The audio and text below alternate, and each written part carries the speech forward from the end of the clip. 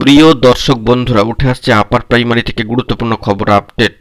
Seat আপডেটে বিকাশ ভবনে ভীষণ জরুরি কর্মসূচি অল টেট পাস ট্রেন্ডের ক্ষেত্রে অত্যন্ত গুরুত্বপূর্ণ বিগ ব্রেকিং নিউজ।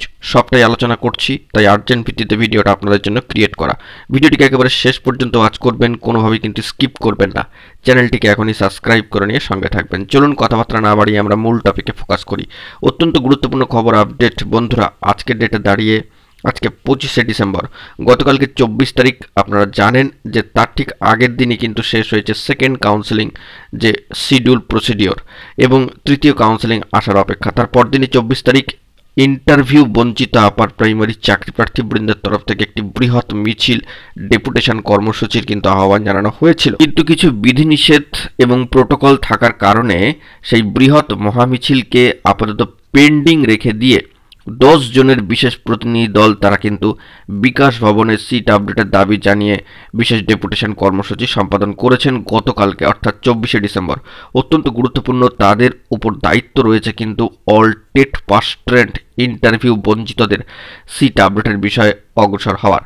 তবে সকলকেই আসতে হবে এই বিষয়ে, কিন্তু পরবর্তী ক্ষেত্রে সেই মহামিছিল করার জন্য আবারও পারমিশন কিন্তু করানো হবে, এবং সেই বিষয়ে কিন্তু তোড়জোড় চলছে। আপাতত কয়েকটা দিনের জন্য এই প্রসিডিওরের ক্ষেত্রে কিছুটা হলেও কিন্তু স্থিতাবস্থা বজায় রাখা হচ্ছে, এবং বিশেষ প্রোটোকল বিধিনিষেধ থাকার কারণে ওই রেস্ট্রিক্টেড অঞ্চলে কিন্তু মহামিছিল সম্পন্ন হয়নি। তবে 10 জনের বিশেষ প্রতিনিধি দল ইন্টারভিউ বঞ্চিত আপার প্রাইমারি চাকরি প্রার্থীবৃন্দের তরফ থেকে সিট আপডেটে বিকাশ ভবনে বিশেষ কর্মসূচি কিন্তু সম্পাদন করেছেন।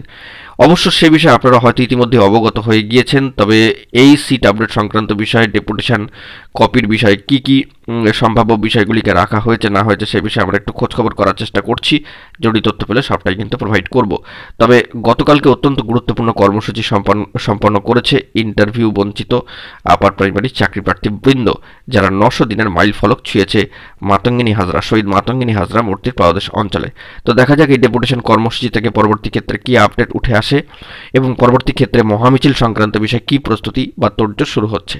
তো এখন এটুকুই, সকলে ভালো থাকবেন, চ্যানেলটিকে অতি অবশ্যই সাবস্ক্রাইব করে নিয়ে সঙ্গে থাকবেন। ধন্যবাদ।